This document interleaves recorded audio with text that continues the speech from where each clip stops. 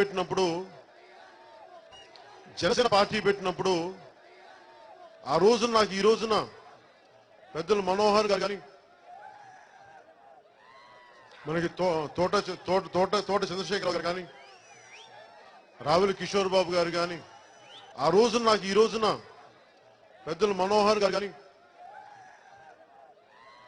మనకి తోట చంద్రశేఖర్ గారు కానీ రావుల కిషోర్ బాబు గారు కానీ అలాగే పసుపులేటి బాలరాజు గారు కానీ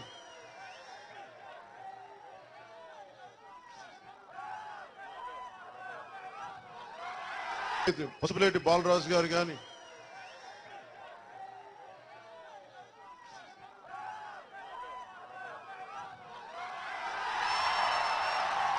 మాదాసు గారు కానీ అంటే ఏమడిగారంటే మీ పేరు మర్చిపోయానని అడిగాను. ఎదుగుతున్నా నేను పేరేంటని. సరే క్షమించాలి మాదాసు గారు, మీ పేరు అంటే మాదాసు గారు కానీ అంటే ఏమడిగారంటే మీ పేరు మర్చిపోయానని అడిగాను. ఎదుగుతున్నా నేను పేరేంటని.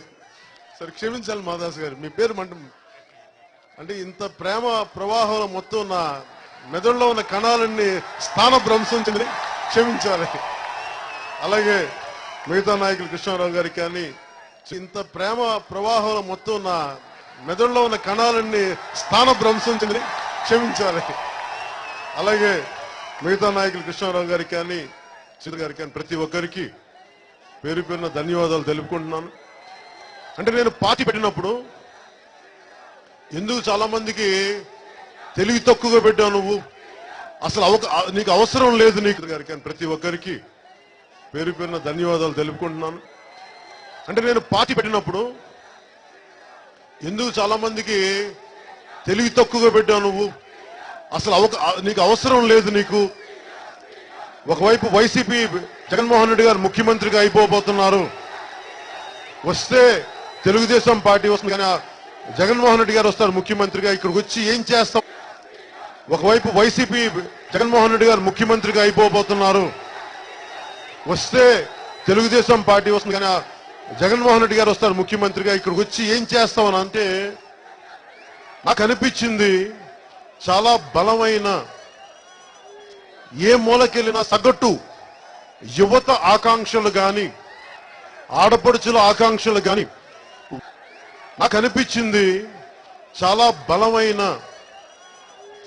ఏ మూలకెళ్ళినా సగటు యువత ఆకాంక్షలు గాని ఆడపడుచుల ఆకాంక్షలు గాని వారిలో ఉన్న ఆవేదన గాని ఏ ఒక్క నాయకులు బలంగా మాట్లాడలేని పరిస్థితులు, బలం ఉన్న నాయకులు కూడా మాట్లాడలేని పరిస్థితులు, ఒకవేళ మాట్లాడినా ముందుకెళ్ళని పరిస్థితులు, ఇలాంటి సమయంలో కానీ ఏ ఒక్క నాయకులు బలంగా మాట్లాడలేని పరిస్థితులు, బలం ఉన్న నాయకులు కూడా మాట్లాడలేని పరిస్థితులు, ఒకవేళ మాట్లాడినా ముందుకెళ్ళని పరిస్థితులు, ఇలాంటి సమయంలో నాకు చాలా బలమైన ఐడియాలజికల్ వాక్యూమ్ అనిపించింది.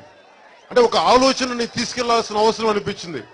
ఆ రోజున ఒక మాట మాట్లాడితే ఎక్కువ, ఒక మాట మాట్లాడితే తక్కువ, అలాంటి పరిస్థితుల్లో నిన్న ఐడియాలజికల్ వాక్యూమ్ అనిపించింది.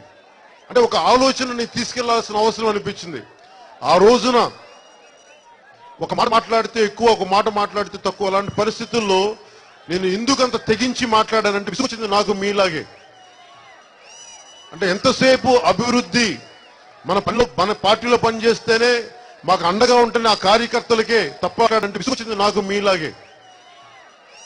అంటే ఎంతసేపు అభివృద్ధి మన పార్టీలో పనిచేస్తేనే మాకు అండగా ఉంటేనే ఆ కార్యకర్తలకే తప్ప, లేదంటే అందరికీ సమానంగా పంచే అభివృద్ధి అవకాశాలు దూరంగా అయిపోవటం, స్పెషల్ కేటగిరీ స్టేటస్ అని చెప్పి, రాష్ట్ర విభజన అని చెప్పి దశాబ్దం పాటు తెలంగాణ నాయకులు అడ్డగోలుగా, లేదంటే అందరికీ సమానంగా పంచే అభివృద్ధి అవకాశాలు దూరంగా అయిపోవటం, స్పెషల్ కేటగిరీ స్టేటస్ అని చెప్పి, రాష్ట్ర విభజన అని చెప్పి దశాబ్దం పాటు తెలంగాణ నాయకులు అడ్డగోలుగా మనకి ఆంధ్ర ప్రాంత ప్రజలను తిడుతుంటే ఏ ఒక్కరు కూడా ఉన్న కొద్దిమంది బలంగా మాట్లాడిన ముందుకెళ్ళలేని పరిస్థితి.